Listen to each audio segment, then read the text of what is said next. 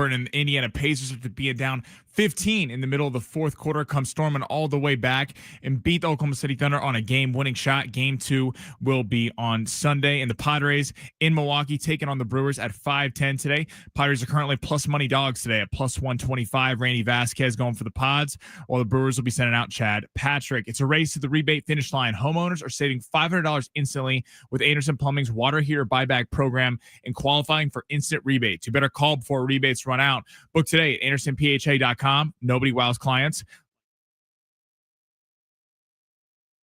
Check the clock. What time is it? It's high noon. The Padres roll into Milwaukee after dropping 2 of 3 to the Giants. And SDFC's back in action at Snapdragon Stadium. Plus, we get into the realities of life. This weekend, I'm actually very excited about this. Going to a dance recital for my niece. See, this is what happens once you get married, Sammy. All of a sudden, you had responsibilities and stuff. Be proud of the maturity, Fletch. Meanwhile, the young fella's feeling himself. Sammy picked a long shots winner last night. Yes, sir. You want to take your little victory lap? Oh, it was beautiful. So, what happened next? Drop $500 on club shirts for Vegas. Just keep the tags on those in case the long shots run dry. You don't know what you're doing. You need a little adult supervision. Now, let's get into the Fletch Zone. Hey, let's get it going on a Friday. Let's get weird on a Friday here on San Diego Sports 760. Ben Fletcher, Sammy Long with you. The man who dropped $550 on club shirts for Vegas. Oh, can't wait for that next week. Shout out to CJ, man. CJ, CJ's the best. The opener, he is the GOAT of putting things together, making the things that we say that are stupid initially sound pretty cool, if you ask me. A lot to get to on the show today. We got some special guests stopping by at 12:30 today. We'll tell you all about a pretty cool event coming up in San Diego this weekend. Steve Hartman stopping by for his weekly appointment at 1:30 today. We will talk about absolute insanity in the NBA Finals of Game 1 last night. If you missed it, and I think a lot of people did, you missed an absolute doozy of a basketball game. Legendary performance from Tyrese Halliburton, who really didn't play that good all game long, but he played great in the final 0.3 seconds of the game, and that's all that matters as the Indiana Pacers take a 1-0 series lead on the road in Oklahoma City as plus 550 favorites in the finals. Padres drop a disappointing one. Fernando Tatis Jr. had a bit of a shoe in the mouth moment yesterday. We'll discuss it all coming up over the next 2 hours, which is while we're with you. And tickets to give away. San Diego Fair tickets coming up in hour number 2. We're going to give those away right after Steve Hartman stops by. And we also have a 4-pack of tickets for you to go see Dierks Bentley on June 19th out at the North Island Credit Union Amphitheater. Those are going to be given away at some point within the next 57 minutes. So stay tuned here in hour number 1 for Dierks Bentley tickets. But Sammy, we got so much to get to today on a Friday. We got so much to get to ahead of the weekend. Let's get it started with the big 3. The only way we know how. The top stories in the world of sports as Sammy Long takes us through the winding river as we bump over rapids and we fall in the lake and we open another Coors Light. Sammy, smash that button. Your lunch break is here. Ready to go back to the office and knock the socks off your friends? I mean, coworkers? It's time for the top stories of the day. The Big 3. All right, YouTube and X are already popping off today, so you know where to find us at this point. At San Diego Sports 760 on YouTube, at Fletch and Sammy on X. Our guy Padre Bod saying, love me some Hartman. So do we, man. Every Friday, 1:30, you hear him right here. Alexander, our buddy, says, let's go, Sammy. You were just 3 of 4 last night, so can we do a full lineup today, please? Alexander, I got us. I got that damn Lou Dort, man. Damn Lou Dort. That damn Lou Dort. That's what we're going with today. Alexander also says, can't wait for the face tattoo from Sammy after his Vegas trip. Me neither, Alexander. Alexander, teardrop right here. You got to earn those. I haven't earned a teardrop? No. Well, what am I going to get on my face then? Turn your mic off. I'll tell you how you have to get a teardrop. Good thing that didn't go over the air. I know. That's the only way you get that. Yes, Hartman at 1:30. He's going to be fired up today. I can't wait to talk to Steve. Like I told you, OKC never stood a chance. Well, Steve, hang on, because you said the opposite. You said everybody, Fletch, it's like I told you. He said he already sent like 3 exclamation points today when I asked to make sure he was on this morning. So be ready at 1:30. He's going to be fired up. All right, well, let's start with the big news of the day. NBA Finals, Tyrese Halliburton, Pacers down 15 in the fourth quarter going into it. Oklahoma City closed as 10.5-point favorites going into this game, and Tyrese Halliburton hits the game winner. Is OKC in trouble, Fletch? Yeah, they are losing game one at home. What you said it yesterday. What was your stat about game one home teams? The last 20 NBA finals, the home team has won 17 times, 17-3 in the last 20 years. Like that's already a big hurdle cleared if you're Indiana, if you're the Pacers. It was huge what they did last night. And you said it, down 15 in the fourth quarter. At one point, OKC had a 97% chance to win that game based on every previous NBA game in history. The Indiana Pacers, I screenshotted a bunch of stuff here, just wild stats from last night, but they become the first team in NBA Finals history to win a game after trailing by 9+ points in the final 3 minutes of an NBA Finals game. Like, that's stupid. There's a 2-minute clip that's going viral right now on X of Tyrese Halliburton. Every shot he took this year with 2 minutes or less to go in a game where his team was either trailing or behind, it's hard to find a miss. It was every shot. It wasn't just every make. And there was about 50 or 60 shots in here, and it's hard to find a miss, man. This dude has something else running through his veins, and he's making the Pacers ridiculously easy to root for and ridiculously fun to watch. Even when you think they're out of a game, they got the other team right where they want them. It's cool seeing the guy that was voted the most overrated player going into the playoffs dog walking everyone. I mean, he was underdog in the series against Milwaukee. They won there. Underdogs against the Knicks or Cleveland, and then the Knicks as well. Now here, and they just kind of put everyone on notice. This is going to be a great series. Maybe it looks like it could be going 7 now. Oklahoma City should respond, but the Pacers are not a team that got lucky and you have 2 scorers in Siakam and Halliburton. They're so hard to guard because they can hit you from wherever. Miles Turner had a big night. Benedict Mathurin, who I think is kind of a difference maker off the bench for them, he had the worst line on the team. He was the only guy on the team that didn't make a 3. In coming back 15 points and this being a thing, I remember Richard Jefferson said on the broadcast last night, he goes, the Cavs, Knicks, and Bucks fans tried to tell you, Oklahoma City, this was going to happen. When that happens, the Knicks never really recovered from it. When you lose a deficit like that, you lose a lead like that, it's always in the back of your mind that no matter how high they're up, they feel like they're just kind of playing with house money. It feels like they're playing relaxed and comfortable. In Oklahoma City, the media seem to just crown them as well. I mean, they're not us. We said we love that money at plus 550. We did, Fletch. But the most of the public was just going, well, Oklahoma City, it's going to be a boring finals. They're going to run through this. They haven't been here before. So I feel like a lot of people were treating Oklahoma City like there's some veteran established team that got upset on night 1 of the NBA Finals. This is a team that hasn't been there before. Could I see them panicking? Chet Holmgren, Jalen Williams had terrible nights. The Pacers are a live dog in this series. This just gave me that faith because going into the series, we said that. You were like, Indiana, this could be something different that we see out of the Pacers heading into this series.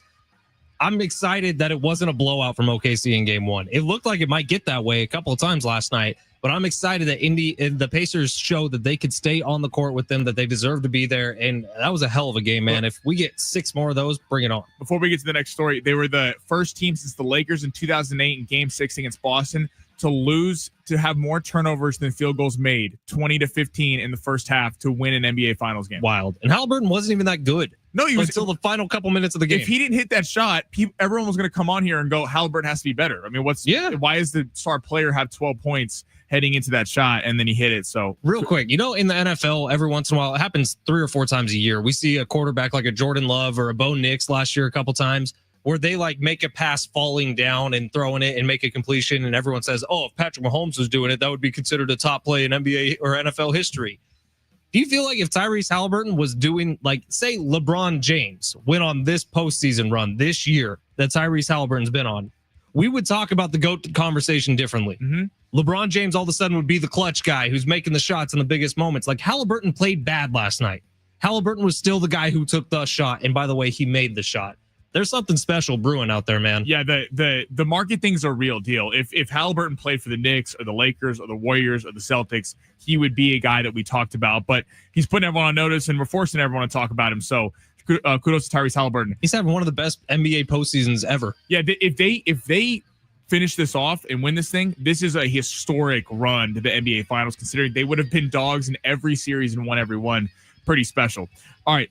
So this broke at the end of our show yesterday. Schaefer talked about a little bit on John Jim yesterday. The Chargers are holding 2 practices down here in San Diego. how does San Diego?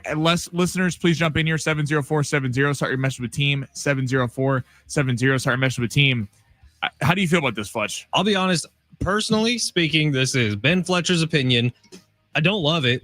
I'll be honest. I don't. It actually makes me feel kind of icky inside.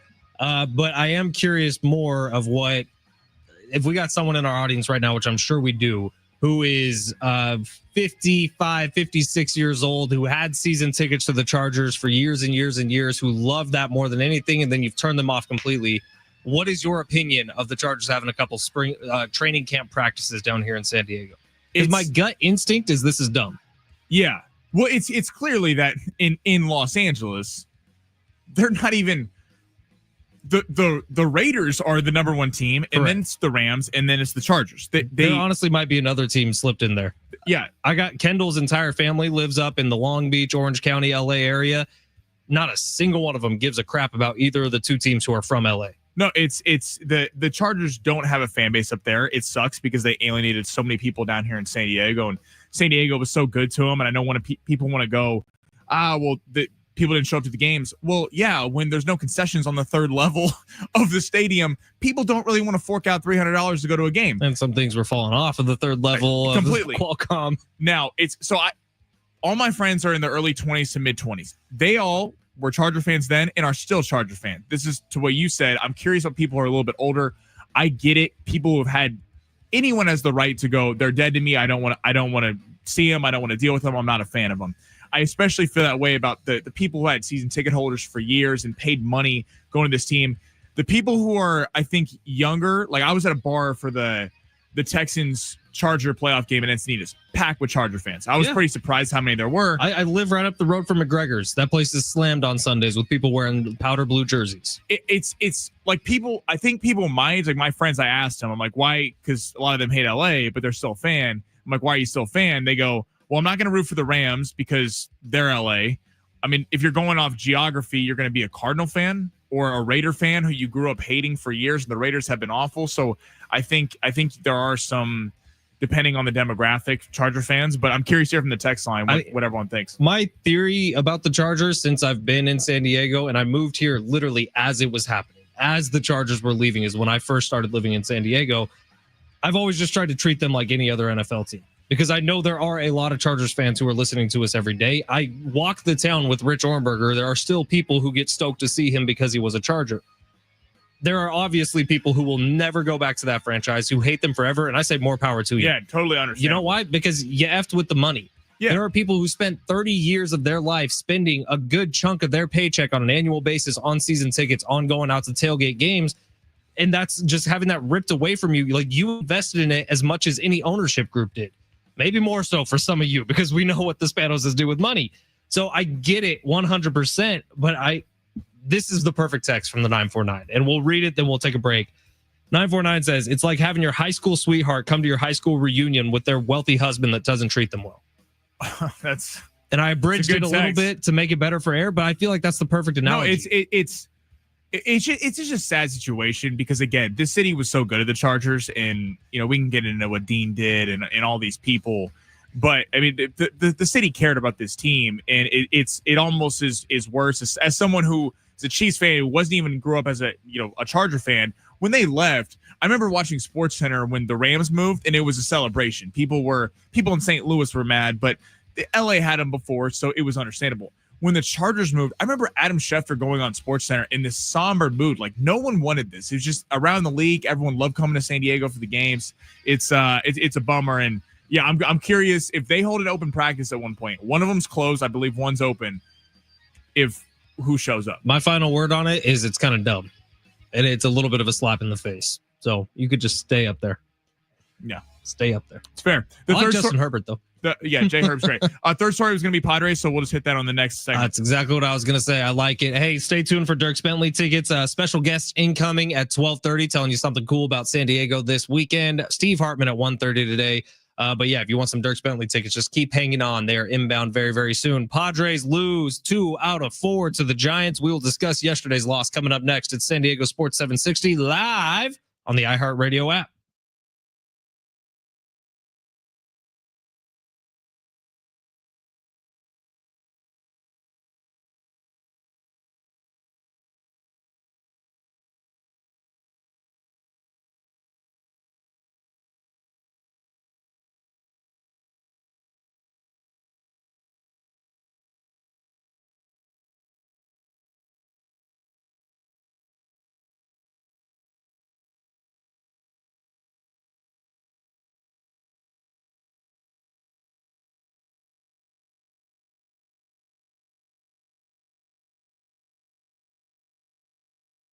Download the Prize Picks app today. That's right. Use promo code Fletch when you do. You're going to get a $50 bonus when you play your first $5 entry. I look ahead to this weekend and what we have going on in sports, and this is what Prize Picks was designed for.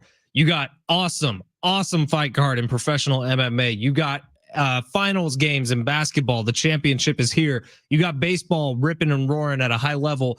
Sammy, is tennis still on this weekend? Is that still going? Yeah, we're going to have a championship on Sunday. You got sports everywhere. And on Prize Picks, you can combine different sports to create your lineup, which is exactly what we're going to do at Long Shots today, coming up at 12:45. You can go with basketball, soccer, hockey, baseball, everything at the same time, and it works for you. Download the Prize Picks app today. Use promo code Fletch. Get ready for this weekend, which is one of the busiest weekends in sports we've had in a long time. It is my favorite daily fantasy sports app. I've withdrawn over $5,000 from it since November of 2023. If you got the skills, you can do the same. Download the Prize Picks app today. Use promo code Fletch. Take advantage of a Flex Friday so that your first lineup is fully guaranteed up to $20. Prize Picks is the best, man. The promotions are just ripping and roaring every single week. Stay tuned because at 12:45, we are going to give you a free Prize Picks lineup that you can take. Sammy's actually been pretty good this week, so make sure you're listening then. It's San Diego Sports 760. Download the Prize Picks app today. Use promo code Fletch and run your game all season long on Prize Picks.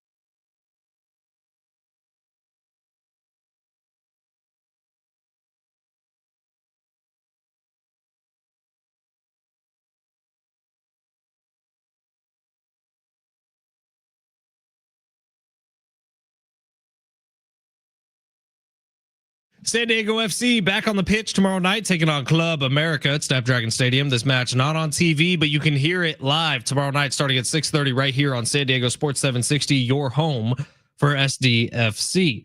Hey, pretty cool. Coming up next at 12:30, we're going to be chatting with Chase Budinger. Chase Budinger had a cup of coffee in the NBA, bounced around for a little bit, and then he represented Team USA for beach volleyball. Well, beach volleyball is hosting a pretty big event out of Viejas Arena tonight and tomorrow night. The San Diego Smash is the team that Chase Budinger is with.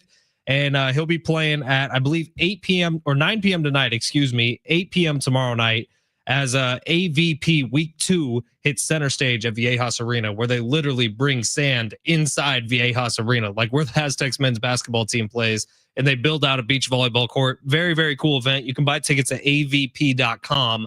But we're going to be chatting with Chase coming up in about 10 minutes. So stay tuned for that one. I know Sammy's pumped about it. He watched Chase in the Olympics, didn't you, Sammy? I bet on this man. Won a little money on him too for a couple rounds. We like that. I do want to ask him one thing. I don't know if this is an inappropriate question though. Probably is if you have to ask that. It's probably going to be, but maybe he's listening. Maybe he'll just bring it up. You know all the rumors about Olympic Village? Yeah. I don't. They're not rumors. They're proven. Does he have a wife? I was trying to find this, but I couldn't figure it out because I don't know if it's an offensive question to ask. If it's real, because I think the way you ask it is more like, is it as much of a party as the rumors make it out to be inside Olympic Village? Party. For those of you who don't know, there's a lot of rumors about people getting into extracurricular activities at the Olympic Village. The Paraguayan swimmer, Alonso, can't remember her name. She got kicked out of Olympic Village last year. Shout out to her.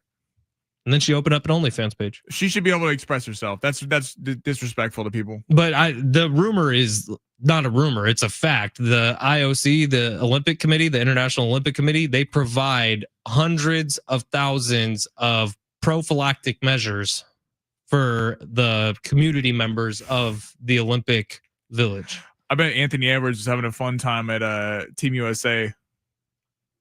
I think you could say that with almost certainty. All right, we're kind of delaying the inevitable here. Padres with a real bummer of a game yesterday.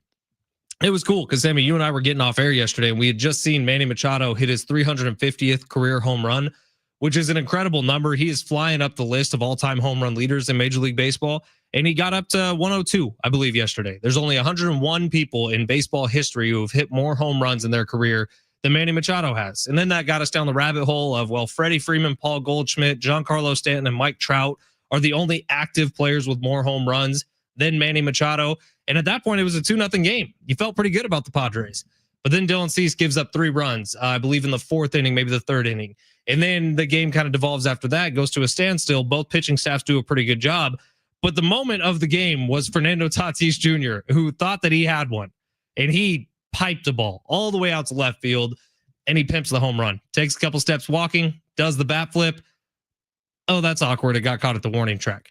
It's a rough way to lose, especially if you're Fernando Tatis Jr., who it's not like he's been hitting at an all-star mark or hitting at a National League MVP mark like he was early on in the season. Hell, at this point, he may have fallen out of all-star contention for this year.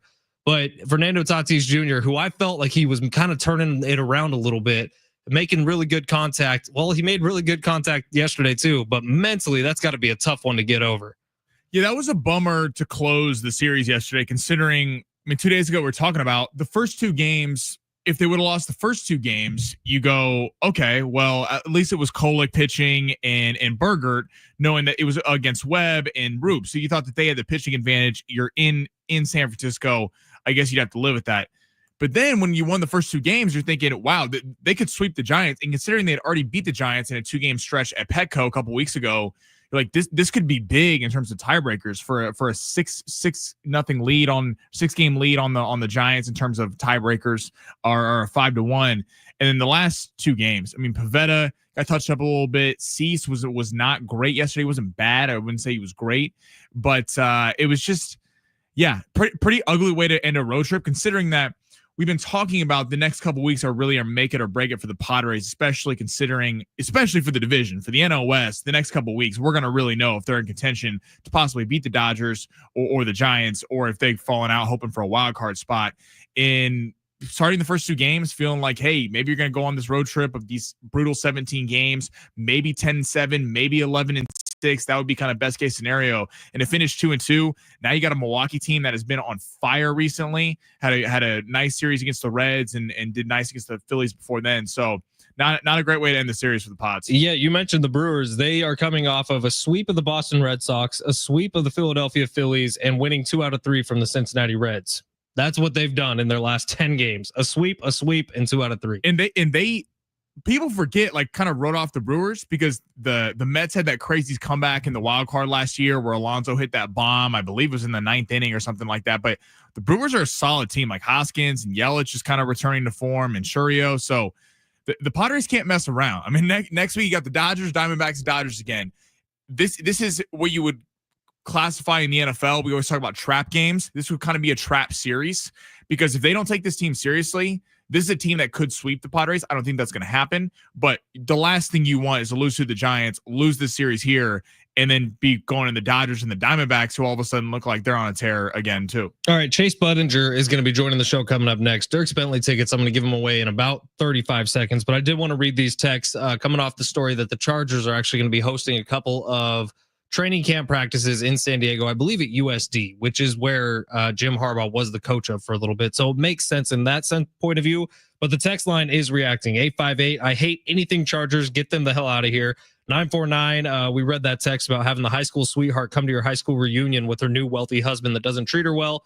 858, as a Raiders fan, my opinion may not count as much, but more so as a native San Diegan, I hate that this is a thing. I loved watching games at the Q, and SD got done so dirty by the Chargers organization. So to come back, it seems like a slap in the face to Chargers fans. That's a little bit where I'm at right now, 2858. Different 858. As a lifelong San Diegan, the Chargers are my ex-girlfriend who cheated on me with the guy she said not to worry about. Sadly, yes. Wow. 619 had season tickets for 17 years. After they left, I tried to cheer for them while Rivers was still there, but it never felt right. Now I don't really care what happens. But that's an interesting. All those were great texts. That one right there. Keep going on the text line 70470. Sorry, mess with team. does it change anything that Rivers and Gates and Allen and all the San Diego legends are gone? Because I know, like, even as someone who wasn't a Chargers fan, seeing Rivers in an LA uniform was gross. It was like, no, that Rivers is a San Diego legend. Still is. Well, of course he still is. But now, like, Herbert was never a San Diego Charger. Harbaugh. So I wonder if that changes anything. All right, Dirk Bentley tickets on the line right now. Call 877-767-4760. If you want to buy 8 pair of tickets, you can go to Ticketmaster.com. But if you want a 4-pack for the show coming up on June 19th at the North Island Credit Union Amphitheater, caller number 10, you're getting those tickets right now. 877-767-4760 for Dirk Bentley. We'll be right back at San Diego Sports 760.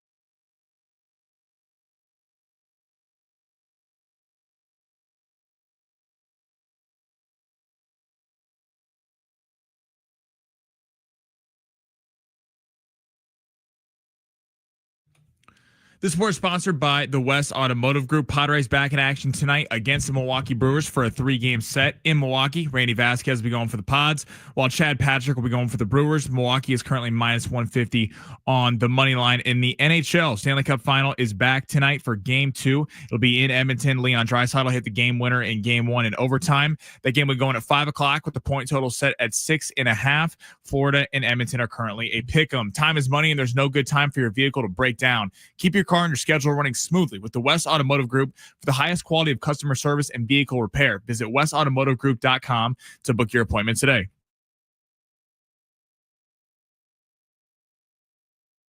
San Diego Sports 760 here. We're with you on a Friday, taking you until 2 o'clock. John and Jim will take over then. My name is Ben Fletcher. That's Sammy Long. We'll be with you till 2 o'clock. And joining the show right now, Chase Budinger, who played in the NBA for some years, including with the Indiana Pacers for the 2015-2016 season. Indiana Pacers picking up a game last night in the NBA Finals.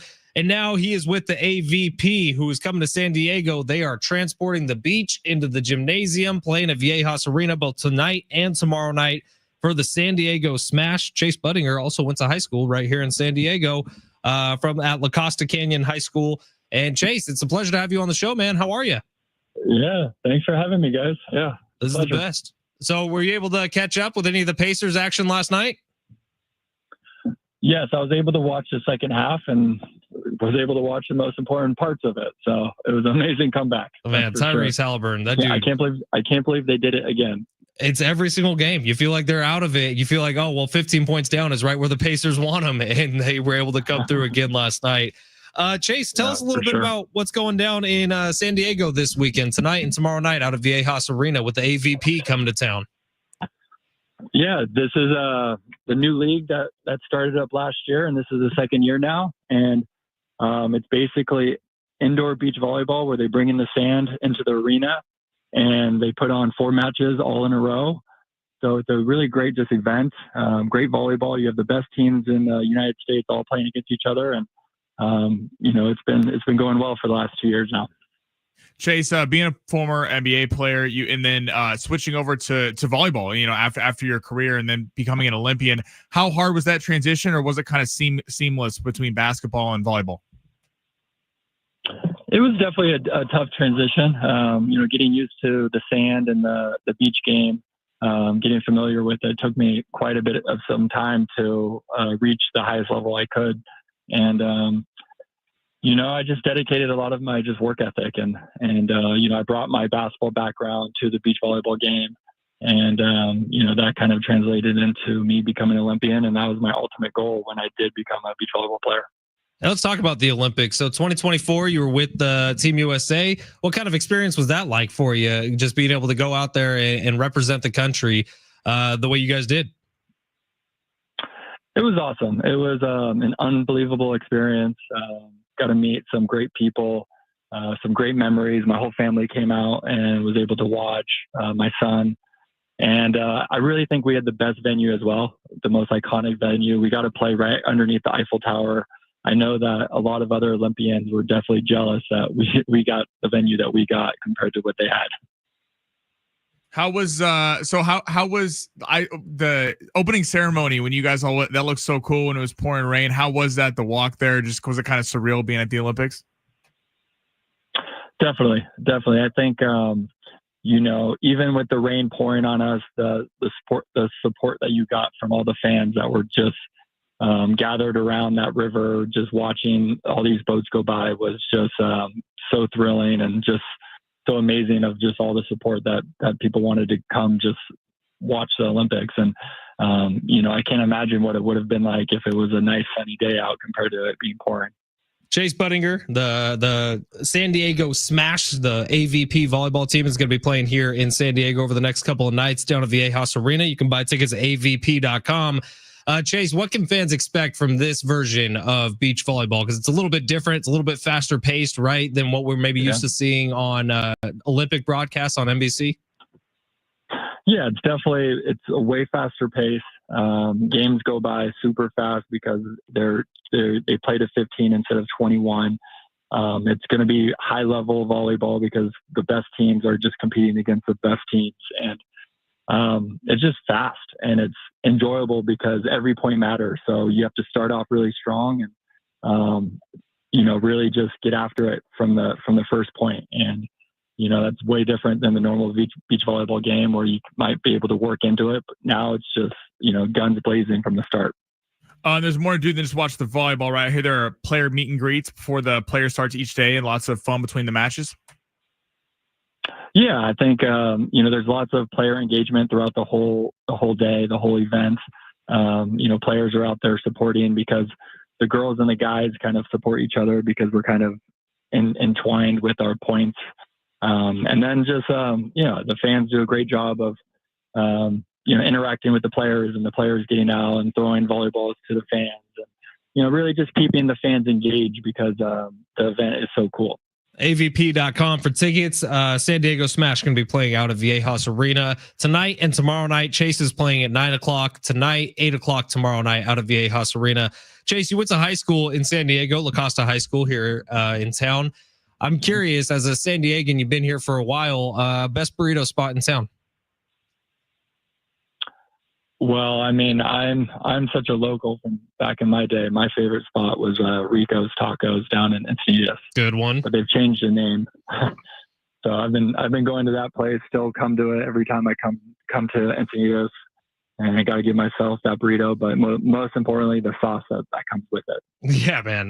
You can't really go wrong here in San Diego is the nice part. You talk to 20 different people, you get 20 different answers on the best burrito in town. That's very true. But Chase Budinger joining us today. Glad to have him. And going from that NBA career that you had, heading into beach volleyball, which one would you say has been a little more satisfying for you throughout your life?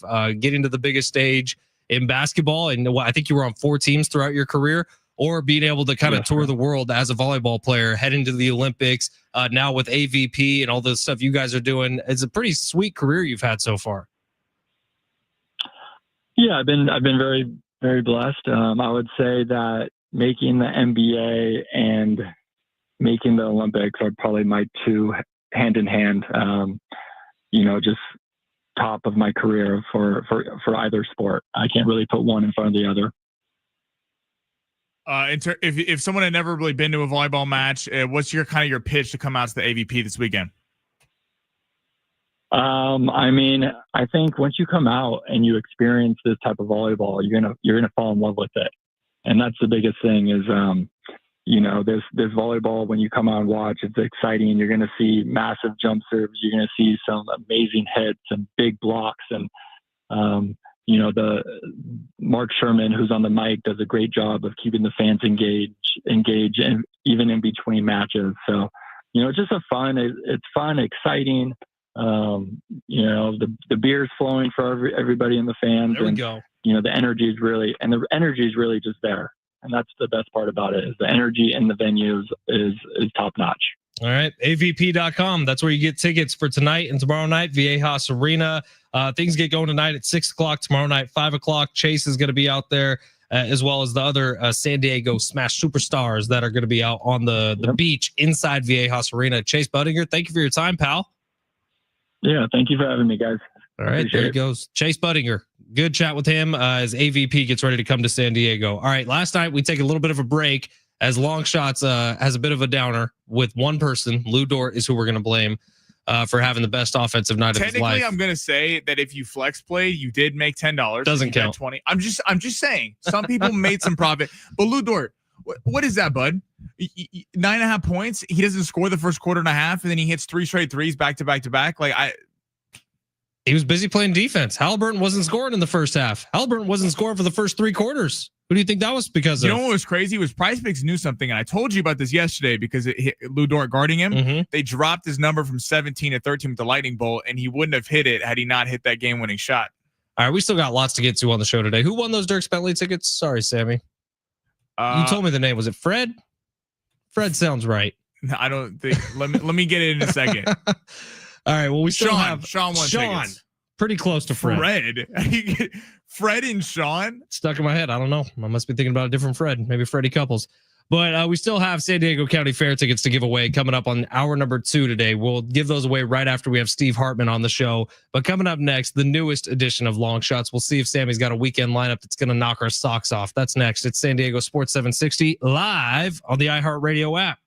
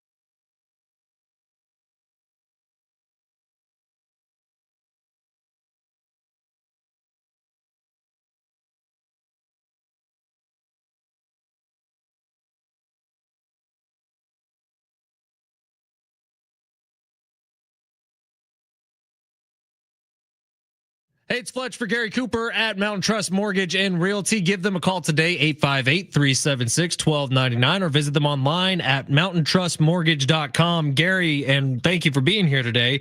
Oftentimes when you're buying a home, when you're going through the process, you get hit with a hurricane or a tornado worth of paperwork. How do you help your clients through that storm that's heading their way? Well, I take the time to explain all the documentation, and one of the red flags is called affiliated business disclosure statement. It's the realty company, and it's a lot of these big box realty companies have an affiliate business arrangement with a escrow company, for example, and it's really just another profit center for them. Their fees are higher than your traditional escrow companies, and there's a lot of nickel and dime fees, and you have to really be aware of that. And they actually disclose, for instance, I'm looking at one right now where their real estate commissions can range anywhere from 1% to 10%. I'm like, really, 10%? And then also, too, they have the affiliate business arrangement with this lender, and it clearly states right here that the loan origination fees can range from 0 to 2.5%. 2.5 would be absolutely ridiculous and outrageous. And then also, too, discount points, 0 to 3% of the loan amount. Well, that means you could be paying up to 3 points of buying down that interest rate. But again, it's their disclosure. But what they're really saying is that they have a financial interest in these companies, whereas I don't. I use a national escrow company. So consumer beware. Call Gary Cooper today, 858-376-1299. Visit him online at mountaintrustmortgage.com and eliminate the smoke and mirrors. That's what Gary does. Call him today, 858-376-1299.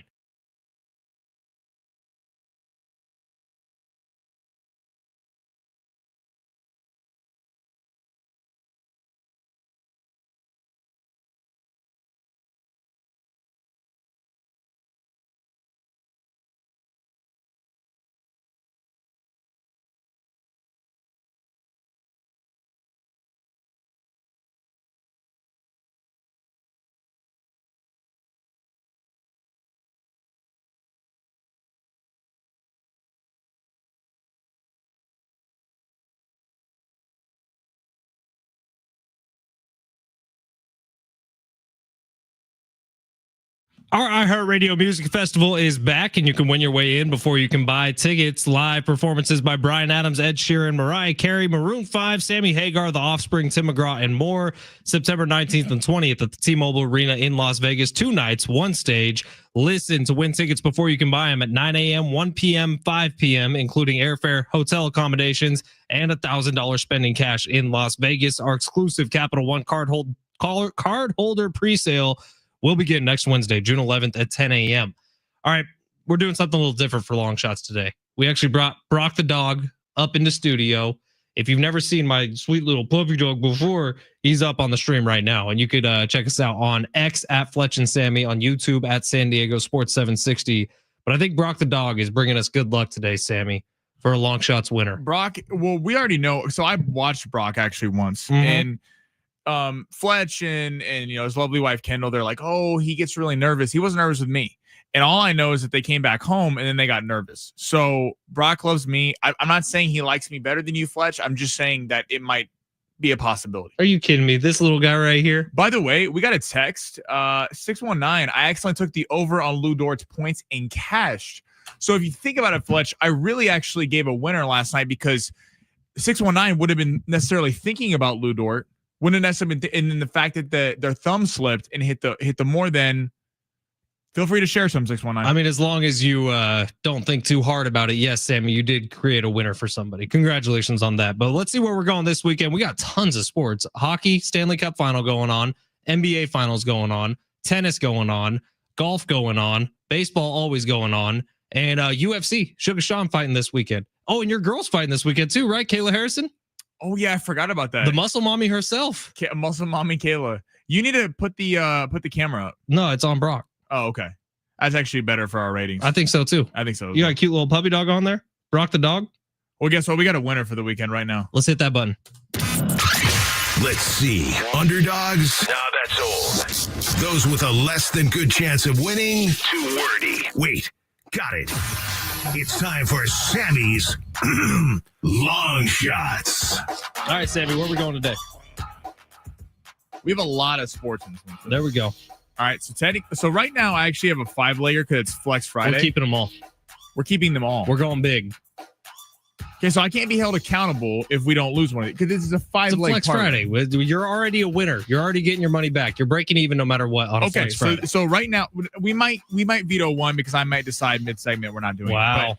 But I have 5 right now. We have baseball in here. We have basketball in here. We have tennis in here. Tennis MMA. one vetoed. You're like 0 for 5 on tennis. First off, that's not true because I had Djokovic yesterday and I got the money back. Fine. We'll take tennis out.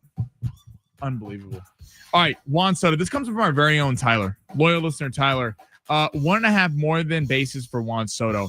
The pitcher going for the Rockies, I can never say his name. Senzatella has been horrible recently, and Juan Soto's quietly been heating up a little bit. Despite a couple weeks ago, I mean, all New York media, all they were talking about was that this guy doesn't hustle. He wouldn't run to first base. Bad things come out of the clubhouse. Against the Dodgers in the last week, he has quietly been playing a lot better. On Wednesday, he hit a nuke of a home run off Clayton Kershaw. So Soto's quietly been getting there, playing better. I think they lost a tough one to the Dodgers yesterday. Dodgers came back in the 8th inning and won that and stole that game.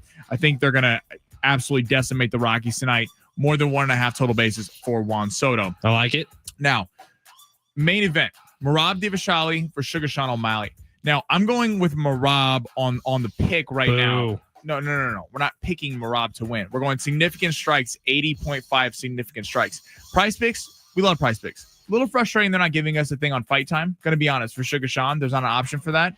But less than 80.5 significant strikes for Merab Devashali. Here's the reason why. Sugar Sean O'Malley, I think, has the opportunity to turn this guy's lights out this time. Usually in rematches, because they're so familiar with each other, whatever's going to happen, I don't think this fight's going the distance. So if you have any other gambling platforms, whatever, where you want to go no to the fight not going the distance, the first fight, Merab went all 5 rounds. Sugar Sean looked tired. He looked lethargic. He didn't even look like he really started fighting, trying to land his straight right down the middle until the 3rd round. Sean's going to start much faster. He's talked about he's cut out all marijuana, all alcohol. He's been in a great training camp.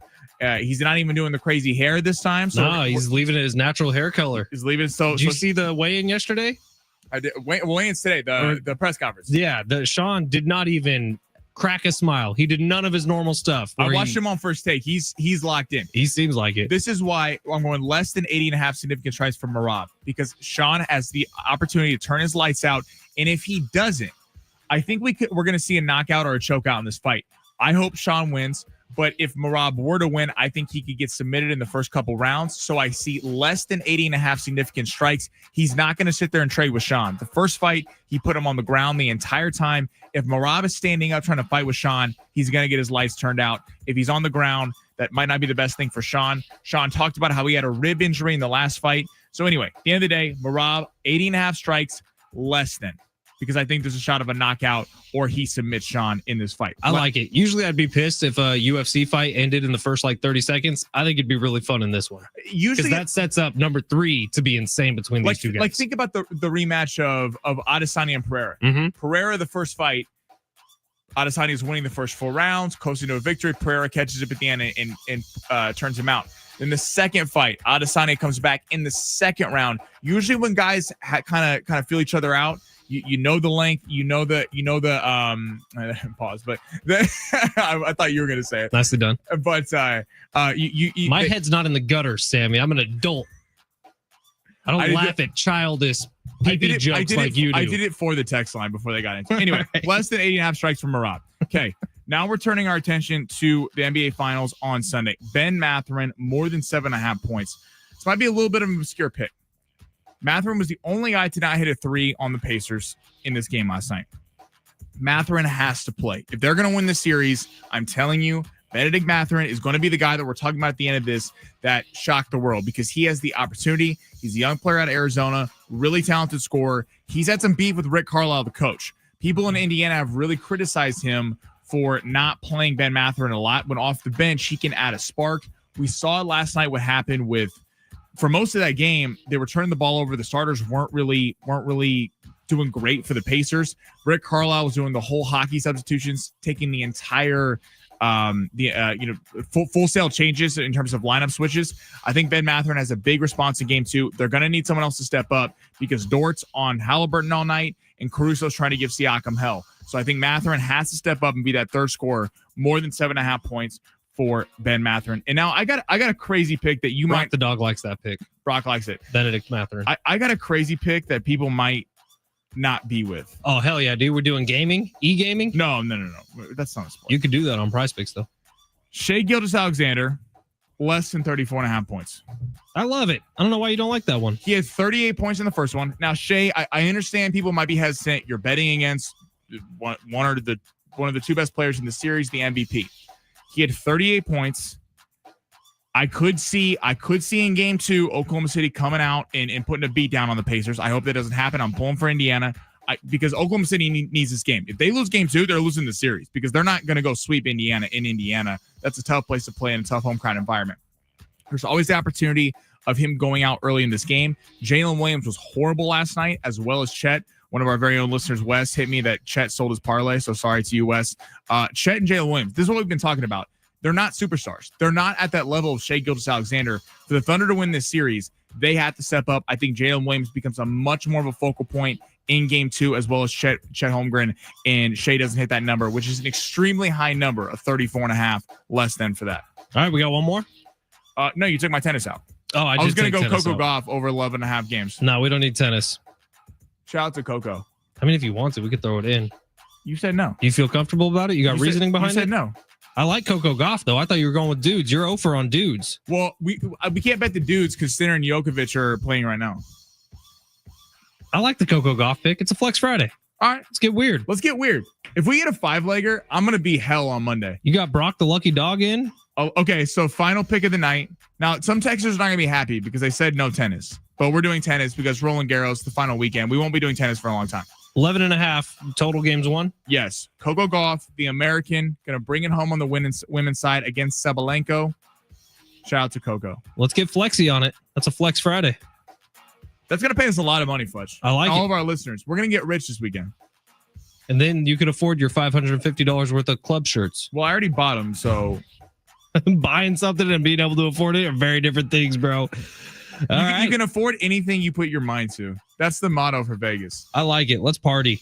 So just to recap real quick. Juan Soto, more than 1.5 total bases. Benedict Mathurin, more than 7.5 points. Merab Dvalishvili, less than 80.5 significant strikes. Shai Gilgeous-Alexander, under 34.5 points. Coco Gauff, more than 11.5 games won. Take it to the bank. We're getting rich this weekend. We just got flexy with it. That's what that's called. Not getting iggy with it like Kevin Acey writes. Yeah, I'm about to say you're ripping off Kevin Acey. We didn't ask Kevin Acey, by the way, if he even knows what that song is. I'm sure he does. I actually do think that that's a line from Travis Dale that Kevin Acey stole. Really? Yeah. Because he has a lot of disdain for you guys. No, he loves us, Sammy. We're his favorite people ever. Outside of you and me, of course. Of course. There's a lot of we's I got going on in my life right now. We. Too many we's. Why'd you point out here? That was for our bosses. Oh, yeah. Too many we's. All right, it's San Diego Sports 760. We still got San Diego County Fair tickets to give away. We're going to do that right after we chat with Steve Hartman coming up at 1:30. Hour number 2 is coming up next, live on the iHeartRadio app.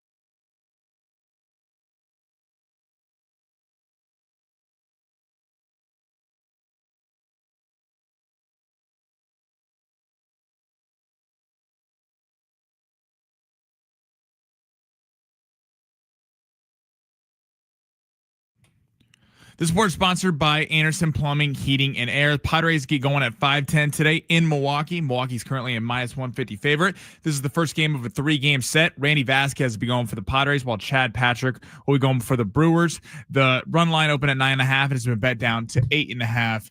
And the NHL game of the day, Stanley Cup Final Game 2 gets going tonight at 5 o'clock. It's currently a pick'em between the Florida Panthers and the Edmonton Oilers. Edmonton won on a walk-off from Leon Draisaitl in overtime of Game 1. Rebate funds are running out fast. Don't get left behind. At Anderson Plumbing, they're buying back your old water heater and giving you $500 in instant savings. Call Anderson PHA today. Nobody wows clients like they do. Check the clock. What time is it? It's high noon. The Padres roll into Milwaukee after dropping 2 of 3 to the Giants. And SDFC's back in action at Snapdragon Stadium. Plus, we get into the realities of life. This weekend, I'm actually very excited about this. Going to a dance recital for my niece. This is what happens once you get married, Sammy. All of a sudden, you had responsibilities and stuff. Be proud of the maturity, Fletch. Meanwhile, the young fella's feeling himself. Sammy picked a long shots winner last night. Yes, sir. You want to take your little victory lap? Oh, it was beautiful. So, what happened next? Drop $500 on club shirts for Vegas. Just keep the tags on those in case the long shots run dry. You don't know what you're doing. You need a little adult supervision. Now, let's get into the Fletch zone. Adult supervision. What'd you say? See what they said? They said adult supervision. Adult supervision. You need it. It is hour number 2 here on San Diego Sports 760. Ben Fletcher, Sammy Long with you till 2 o'clock. John and Jim will take over then. Now, I feel like, I don't know, Sammy, are we, 6 months doing the show together now? Something like that? I think it's like 9. Oh, so yeah, 6 months. There was the weird, hour-long show that we were doing for a little bit, but since we got to 2 hours, I think it's been around 6 months. Yeah. And I learn more about Sammy, I feel, every month that I know him. And right now, I'm realizing that this dude is an absolute tennis super fan. What's going on up here? Why are you losing your mind over there? Me and my buddy Dom have a couple parlays put on Djokovic to win 1 set. It's Roland Garros going on, French Open right now. I need him to win 1 point. Not that anyone cares about my bets. Anyway. No, but this is set point right now. It's set point. If Sinner wins the next one, he'll be facing Alcaraz on Sunday in the final in the French Open. If not, Djokovic can pull off a miraculous comeback. Anyway. So you need him to do what? I need him to win 1 set. Okay. Because we have a lot of gambling to do this weekend. We have the Belmonts happening tomorrow. We have UFC Fight Night. We got the Padres, of course, NBA Finals, Stanley Cup. A lot of things happening in the betting world. So you need to update that fund a little bit before we get to this weekend. I see what you're saying. So Sammy's just been losing his mind this entire show, basically, which is making it very fun to watch from across the room because I just randomly will hear off mic something like this. Or, it's just been noises coming out of there like crazy. I know we're not looking good right now. It is San Diego Sports 760. We got an hour of this show left, so buckle up, folks. Steve Hartman's going to be joining coming up at 1:30 today. I'm sure Steve is going to have some reasoning why he told everybody that OKC was in big trouble heading into this, even though I remember specifically Steve saying... He's going to say that. Oh, you know he's going to. Fletch, Sammy, like I told you, it was going to be Indiana the whole time. Fun fact, Steve Hartman has never been wrong about a take ever. Just ask him. He's never once been wrong. Dude, we have to one of these days surprise him with Costa.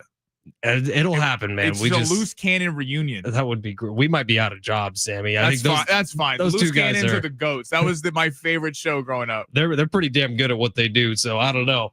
But we'll have Steve coming up at 1:30. And I know once football season starts coming along, Costa's going to be here on a regular basis as well. So he could just talk about Raiders the whole time.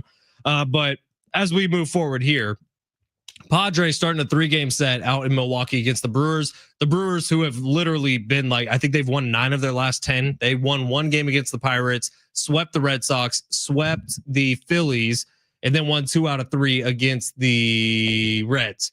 So the Brewers are the hottest team of baseball right now. Padres, this offense needs to get going a little bit. Hopefully the pitching holds up this weekend. But they got 3 games against the Brew crew out in Milwaukee, who play in a badass ballpark. I went there last summer for the first time.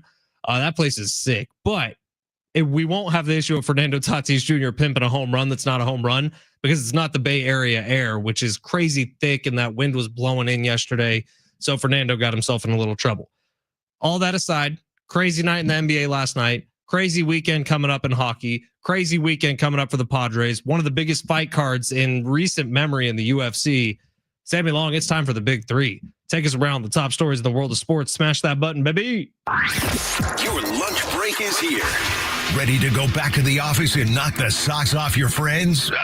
Coworkers? It's time for the top stories of the day.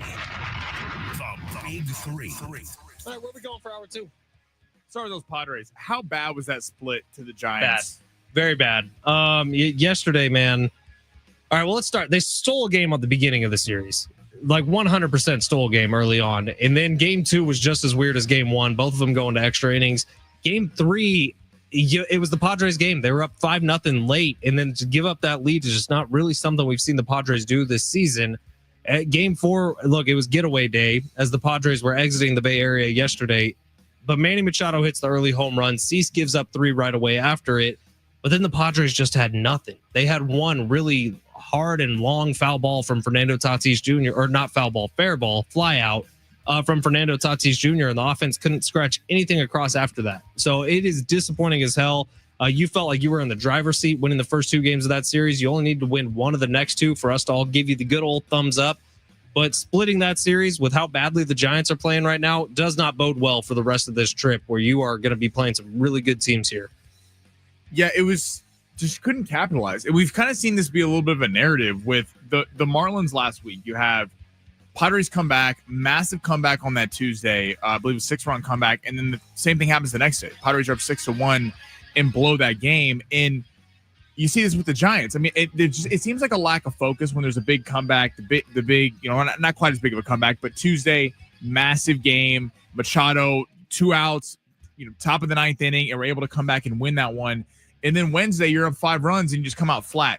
They haven't been able to take advantage of the Dodgers kind of being a little up and down. They got beat Monday, won Tuesday on a walk-off from Freddie Freeman, got blasted on Wednesday, and then Thursday had to have a bit of a comeback to win against the Mets yesterday. The Padres are not taking advantage of this, and you're putting yourself in a tough spot, especially against a Giants team that you know is going to be there down the stretch. Who knows? They're not scoring many runs, but are we putting it past the Giants, San Francisco, big market, to not go get some batters? No, they will. And they got flexibility, which is the one thing the Padres really don't have. So it's a shame that with Pivetta and Cease, you thought for sure you were looking to go 2-0 with the Wednesday and Thursday, at least one, and win the series. Real bummer for the Padres, and they can't mess around. I mean, you're putting yourself in a spot where then you need to sweep the Dodgers. You need to sweep the Diamondbacks. And that's going to be hard to do, and that's really not a reasonable expectation, I think, for this team. That's rough. Can we do a quick pause on the big three for 1 second? Because I got to ask you a question, Sammy. Why don't you tell me Lil Wayne released a new album today? What the Carter 6 is out. Was I supposed to keep that up on you? Yeah, dude, you're my rap guy. I love Lil Wayne. Yeah, well, you should. If you love Lil Wayne, you should know that he released the Carter 6 today. I had no idea. All right, continue. Is it good? Have you listened to it? I haven't got a chance to listen to it yet. What made you think of that? It just popped up on my computer that Lil Wayne has a new album. You got a notification on the free iHeartRadio app, which you should all have. We're gonna get an album review from you on Monday. I might have to. I got a little bit of a road trip tomorrow. I'll listen to it the whole way. All right, heading into the UFC, big fight card tomorrow night. But big news out of the UFC that's not related to that. Tom Aspinall's fed up with John Jones. He keeps calling for the fight against John Jones. John Jones won't fight him. Keeps claiming he wants Alex Pereira. What happens if Sean loses tomorrow? I mean, who is the UFC star? Does the UFC need Sean to win to really stay relevant? They sure would like Sean to win. Now, I do have an alternate. So the other fight tomorrow night, the co-main event, is Muscle Mommy. Remind me her name. Kayla Harrison, Juliana Pena. Against Juliana Pena. Pena defending the belt. It is rumored now that whoever wins that fight is going to get Amanda Nunes out of retirement. Amanda Nunes is that superstar. I know it's like the UFC is the one place where like Ronda Rousey rose to fame, becomes the superstar of all superstars. I like women's UFC can get to that level too. Amanda Nunes is that level. So if she can make some sort of return, I'm sure the UFC would love it. She is can't miss fighting, man. So maybe it is. Maybe it's Amanda Nunes who is the star if Sugar Sean loses. Yeah, but you need a young star. That's the problem. That's a great fight, but you need a young superstar. The UFC don't sleep on Pena either. She's a firecracker, dude. She's crazy. Well, no, I'm saying you need a young superstar. Sean was supposed to be that guy, and you need a young, frankly, American superstar. That's what you need. Patty the Batty don't count. Connor wasn't American. Yeah, but Connor was That's true. Conor was not American, so I'll give you that. But Conor McGregor transcended sports. People who have never bought a UFC pay-per-view know who Conor McGregor is. Conor McGregor had the talking of a legendary boxer. He's up. That's what made that mega event between him and Mayweather, because it was just the press tour was better than the actual fight. The UFC needs someone, though, to step up. Just being honest, Merab Dvalishvili, he's not that guy. Umar Nurmagomedovs, all these guys, they may be great fighters. They don't get people buying pay-per-views. It's boring. I know some people love the wrestling. As a massive boxing fan, I like it when they kind of stand up and throw. That's why I like Sean a lot, because he's got a lot of power with him. They need a power puncher. That's what made McGregor so exciting. He was the perfect combination of an elite trash talker followed up with a guy who had unreal power. It knocked Jose Aldo out in 13 seconds in that title fight. I mean, he's had some classic with Nate Diaz, another guy. American, funny. People love rooting for Nate Diaz. Kind of your everyman, just rugged, tough from kind of the country. I mean, I ain't surprised when he beat Conor. Oh, what a moment! But like they need to, like John Jones is holding. John Jones 38. He's not fighting asshole. He's not giving them the thing. John Jones is in and out of the ring. There's been a lot of issues elsewhere. Sugar Sean is that guy. The UFC badly needs him to win tomorrow night. Sean's that guy. Patty the Batty, I do think, has a little bit of that in him, especially after his last fight where he wasn't expected to win. He goes out there and dominates. Like, there's guys coming up. I just think that Sean has an ability to reach heights that Patty the Batty in terms of skill level doesn't have. Just the highlight reel for Sugar Sean is unreal already with the knockouts that he's had. But look, I think I would really like Sean to win tomorrow, and that kind of puts the conversation to bed because he is that superstar. He has that persona. Heading to the NFL, story 3.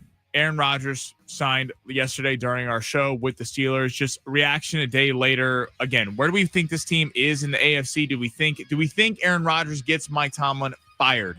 And does Mike Tomlin continue his season of a winning record? So we were talking about how funny it would be if Mike Tomlin's first ever losing record season was because he brought in Aaron Rodgers. And not that I'm rooting for that, but I'm kind of rooting for it. I love Mike Tomlin. I think he's one of the most stable head coaches we've ever seen in the NFL. He's not the best.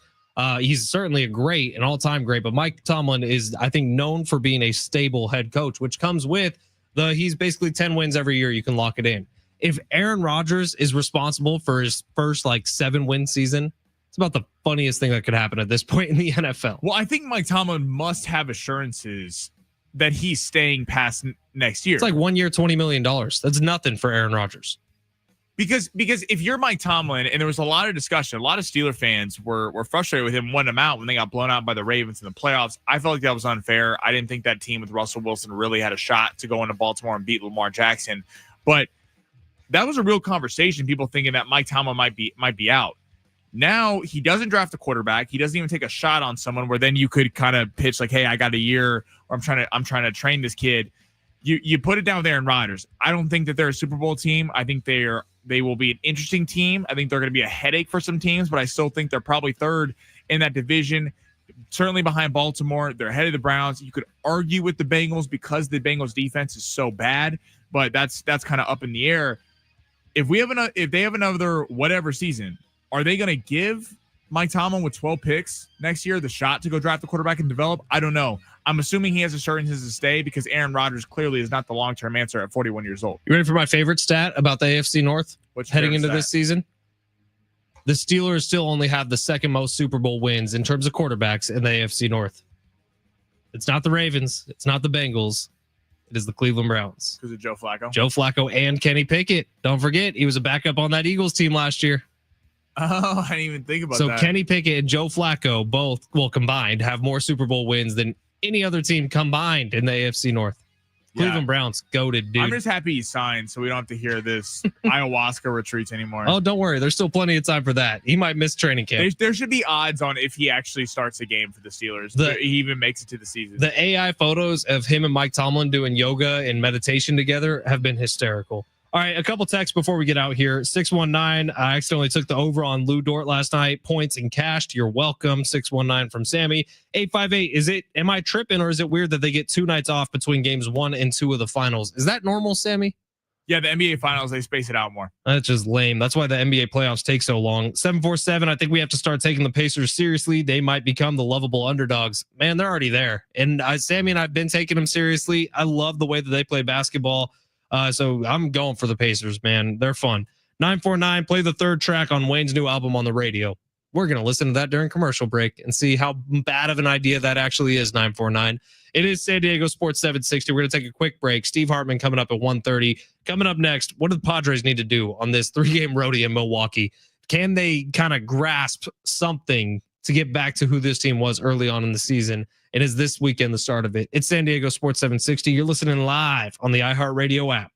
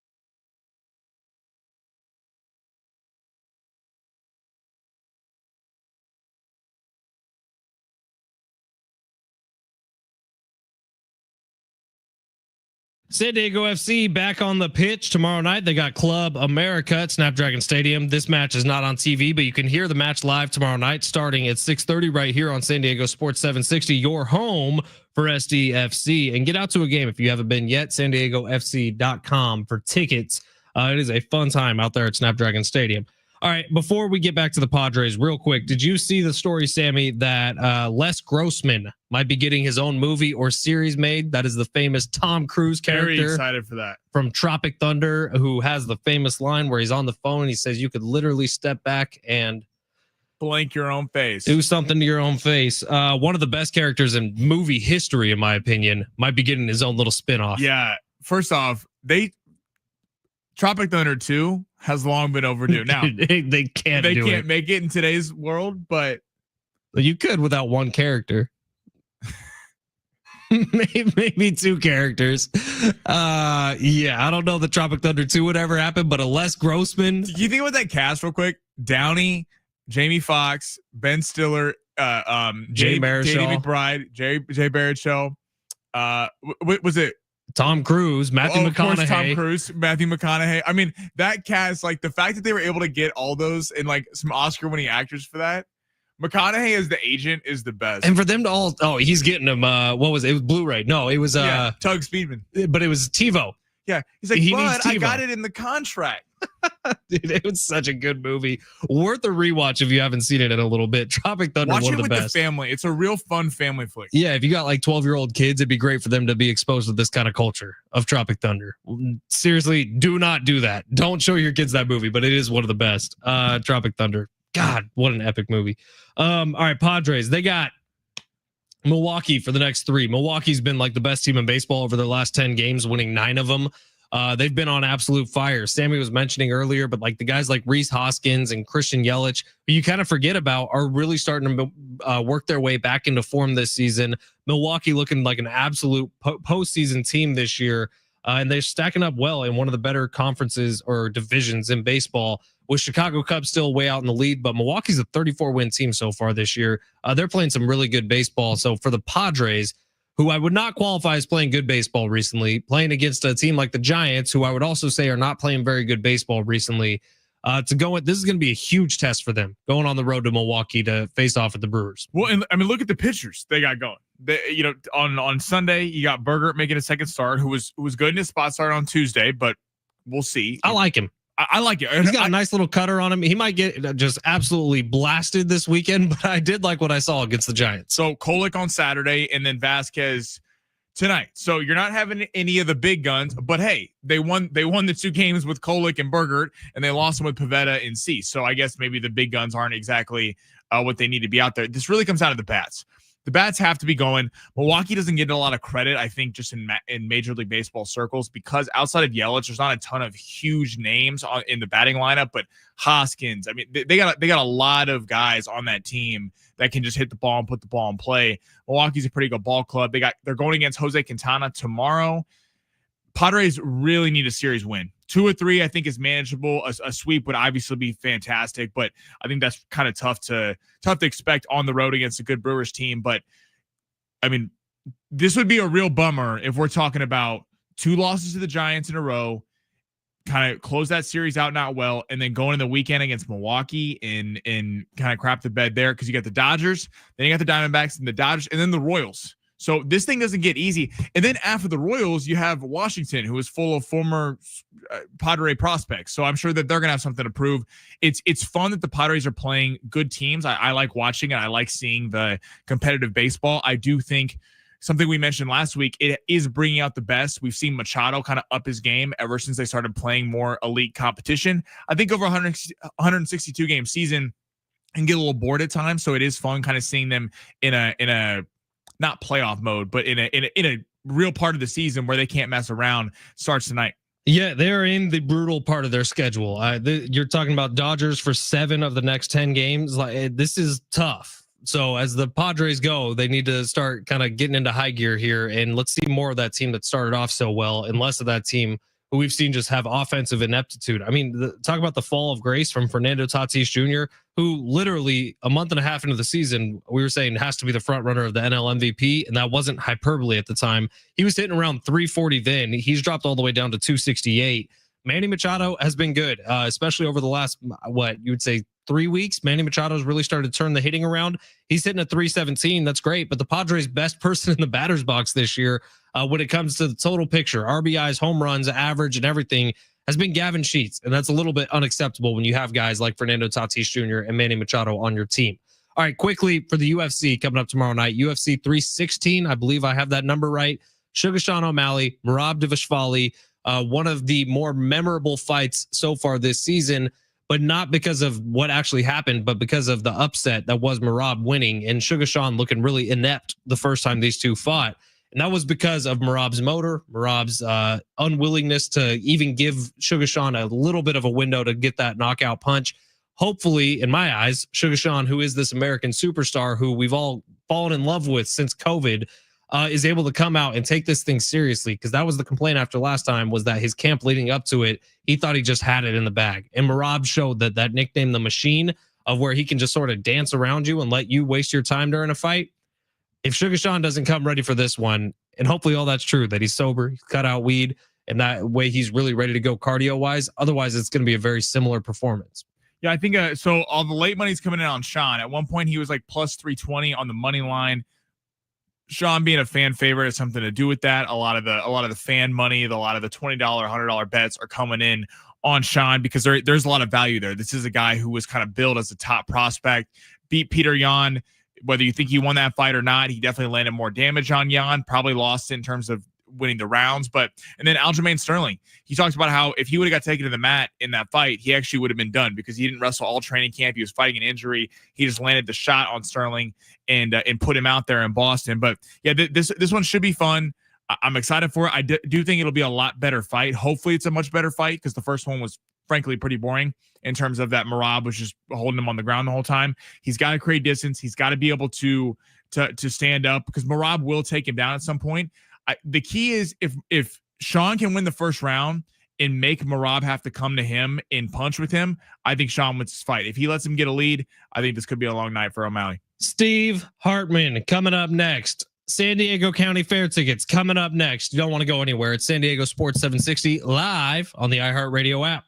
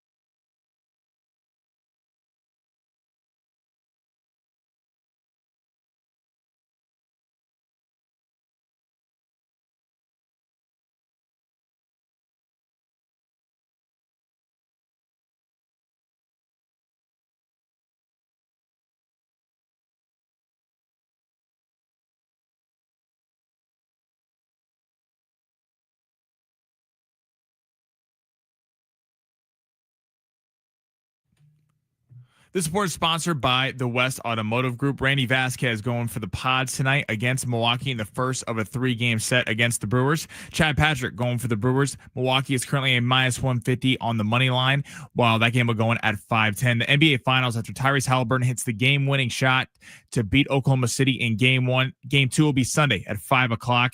Oklahoma City is currently a 10.5-point favorite, just like they were in Game 1. The point total set at 227.5 as they look to even up the series. If you're experiencing transmission issues, contact West Automotive Group to get your car back in top shape. Repairs, maintenance, oil changes, and more done by ASE certified technicians. Find the location closest to you and book today at westautomotivegroup.com.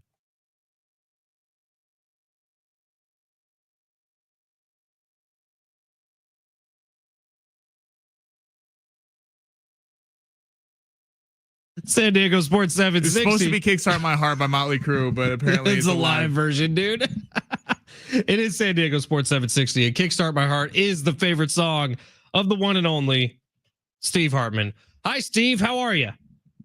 You know, one of the great credibility things that ever occurred to me on the radio was back in 1995, the first time I was in the Toyota Pro Celebrity race. Vince Neil, who at that point had actually departed ways from Motley Crue. He was out on his own, but he was in the race. And the following year, he came back and appeared on my radio show. And of course, he was all buddy-buddy. We got to know him, great guy, everything else. As soon as we were done with the interview, people started calling in like, dude, like you know Vince Neil.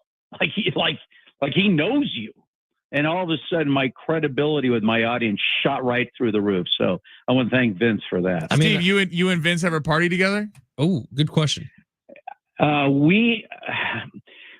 Long story short, when we were in training for the race, we're up in Lancaster, California, which, you know, is complete it's like in the middle of nowhere and you're not that far out of LA. But we happened into a bar with some other people that we were in the race with. And a couple of the locals, and I'm going to just call it for what it was. This was a redneck bar.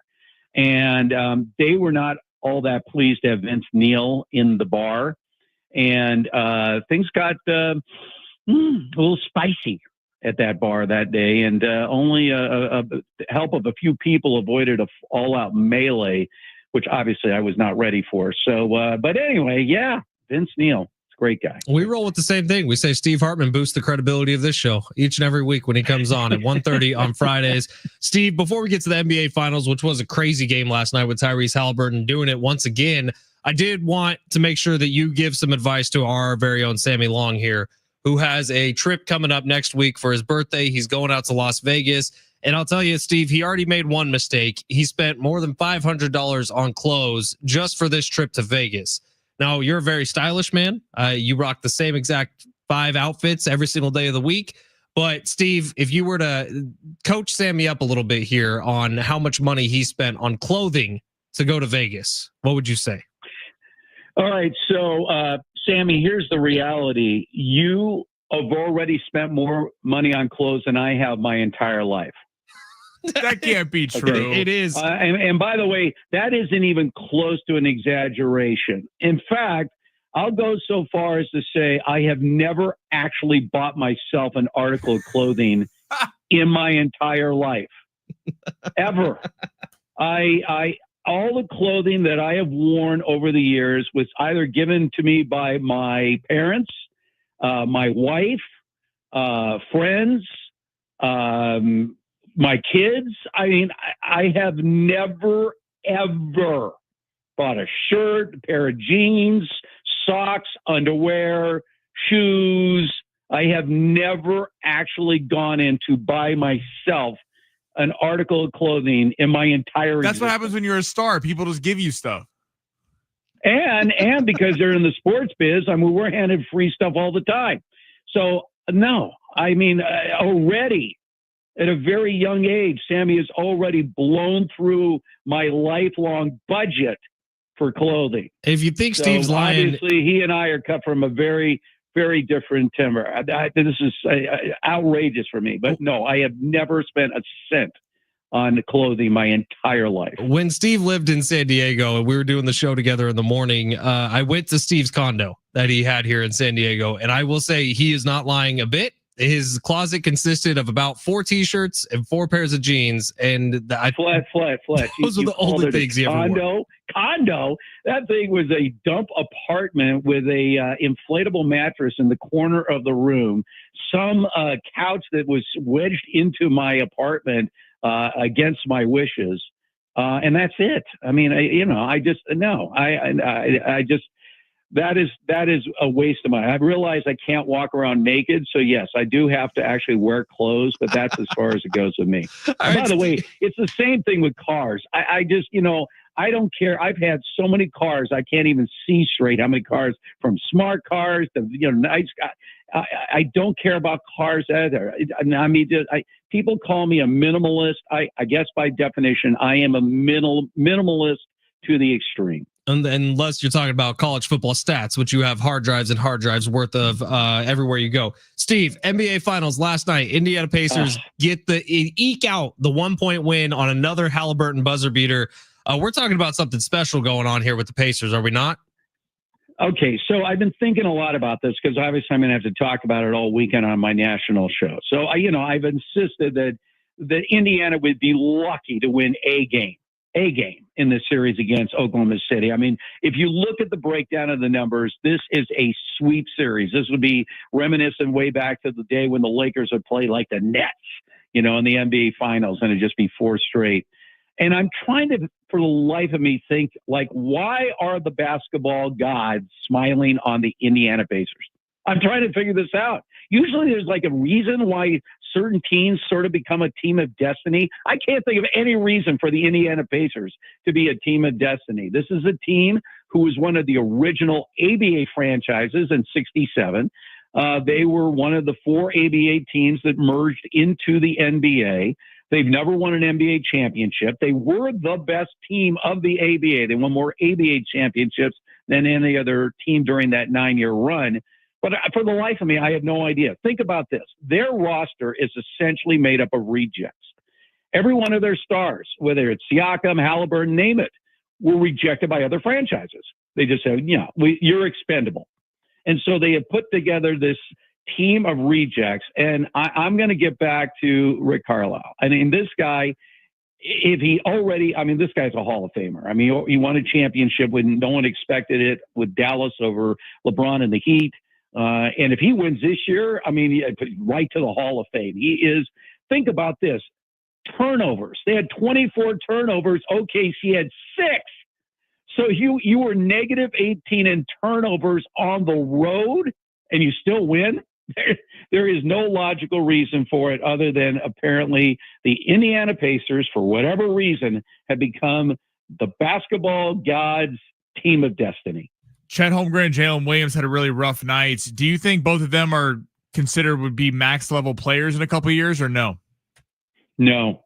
See, that is a great point. When you look at those two guys, Jalen Williams made All NBA this year. Obviously, Chet Holmgren is one of those guys that they're projected the future, but they're not Shai Gilgeous-Alexander. And are they being carried through and riding the coattails? A little bit, but until you actually have proven you can do it on the biggest stage, now obviously it's one game and they're dismissing it just like it was a repeat of what happened in the first game against Denver, where they had a 13-point lead at home and blew the game late and then came back and won the next game by 40. And by the way, every time they've lost in the playoffs so far, they have won the next game by an average of more than 20 points. So we'll see what happens Sunday with game 2. But yeah, I agree with you. No, max guys, no chance. The good news, of course, for Oklahoma City is this. They got 5 first-round picks in the next 2 years. They have 10 first-round picks in the next 5 years. So they can reload through the draft. That's why I said going into these finals, OKC should be dominant in this league for the balance of the decade. But not if you're blowing games like that, when you have a crowd behind you. Who's rocking a better home crowd than OKC these days? And the way they collapsed, afterwards, Rick Carlisle was like, wow, OKC's got great defense. Really? Because all I saw was wide open looks. And in this game, the Pacers were knocking them down. It was impressive as hell. It really was. Steve, before we let you go, Aaron Rodgers now signing with the Pittsburgh Steelers. Looks like it's a 1-year, $20 million deal. Is this Mike Tomlin's first ever losing season? That is a good observation, and it could very well be. This team is, I don't know what magic Mike Tomlin's been able to carry over these years, but you look at the last few years, ever since the downfall of Ben Roethlisberger, how he's been able to keep that streak alive of no losing seasons is really a credit to him. But I don't see Aaron Rodgers, even surviving the year if he does. But if he does get in 17 games, he started 17 games last year for the Jets. How did that look? I don't think it's going to look much different for the Steelers. I think that they're a solid team, the middle of the road team, but they're in a brutal division. And I don't think that Aaron Rodgers is going to make much of a difference for this team. So it is very conceivable that Aaron Rodgers could be the one that is the main ingredient in the first ever losing season for Mike Tomlin. How about that? Wouldn't that be nuts? All right, Steve, before we get you out of here, weekend plans? You got anything big coming up? I will be doing my national radio shows again on Saturday. I'll actually be in with Ryan Hollins on Saturday, one of my favorite fellow Bruins, and he is now the color analyst for the Houston Rockets. So he will be joining us. VJ Husky and I will be doing our Sunday show. I got TV. I was at the Dodgers game yesterday, a miracle comeback. I was sitting there thinking, hey, the Padres and Dodgers are going to be tied for first after this one. Next thing I know, the Dodgers come back to win and the Padres lose. So a little magic going on for the Dodgers. When Michael Conforto is delivering the game-winning hit, they still have some kind of magic going there. But, yeah, a lot of TV this weekend. And, every week, all I'm focused in on is 1:30 to be on with you guys, the highest skyrocketing show in the San Diego radio market. Thank you. And that opportunity for me is something I cherish every single week. Steve, I just remembered I have a stat question. I had this one pocketed for you yesterday, and I didn't even ask you. We could squeeze this in tight. We're going to put like a 60-second clock on it. But Manny Machado got to number 350 yesterday in his career. There are 4 active players who have more home runs than Manny Machado. Can you name them? Wow. Okay, let me think about this. What 4 players currently have more than 350 home runs? Correct. Active players. Okay, well, one of them would be Aaron Judge. No. Okay, Stanton. Yes.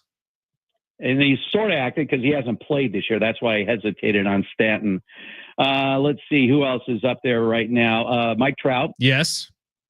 Okay. Let's see who else would be out there. Who am I? I'm missing obviously somebody obvious. Not that obvious. These next 2 are the tricky ones for me. Oh, really? One of them you watched play yesterday. Okay, so yesterday we had. Is it Freddie Freeman? Yes, it is 352. I did not know he had that many home runs. And then one of them killed the NL West for about Paul Goldschmidt. Paul Goldschmidt. Wow, Steve Hartman, you did much better than John Schaefer. You could take that one to the bank. All right. Well, thank you very much. Well, here's the thing. I knew once I said Freddie Freeman, he and Goldschmidt almost their numbers are literally identical. I mean, across the board, almost every stat they have. Obviously, a Freeman a slight average lead, but you look at their WAR, home runs, hits, everything. They basically have the same career. All right, Steve. Well, we'll see you next week, pal. All right, guys. Thanks so much. Love you, and continue to dominate the airwaves in the San Diego market. Steve Hartman, the absolute best. Greatest. He's too kind. He really is. We'll talk to Steve next Friday coming up at 1:30 as well. My favorite standing appointment that we have. All right, it is San Diego Sports 760. If you would like a 4-pack of tickets to the San Diego County Fair, your time to call is right now. The San Diego County Fair coming back to the Del Mar Fairgrounds I have the dates right in front of me. Where are they? SDfair.com for tickets and info. It is going to be at the Del Mar Fairgrounds from June 11th through July 6th for a limited time only. This year, it is the Pet-tacular, the summer Pet-tacular for all pet lovers. It's our community's fair, the biggest bash of the summer in San Diego, and the best deal in town, celebrating the special bonds between humans and their pets. Join for thrilling rides, challenging games, mouth-watering food, incredible exhibits, and top-notch entertainment during our summer Pet-tacular at the 2025 San Diego County Fair. Tickets and info at sdfair.com. Caller number 7, you're winning those tickets right now at 877-767 4760. All right, Sammy, we got some tech difficulties going on. What's happening? We have no log right now, so I guess you just got us. All right, we're going to try something, and it's always dangerous to just try these things on air. Live for everyone. Let's just try. Here's what I want you to try. We're going to act like we're going to break, and I want you to hit the button because technically what's on that screen does not actually represent what's on the log. Okay. So we're going to try this, and if it doesn't work, this is going to be very, very funny. And then the cameras, you see people running in here and engineers, be a problem. So as I say every day at the beginning of the show, as I say every day during long shots, Sammy Long, hit that button.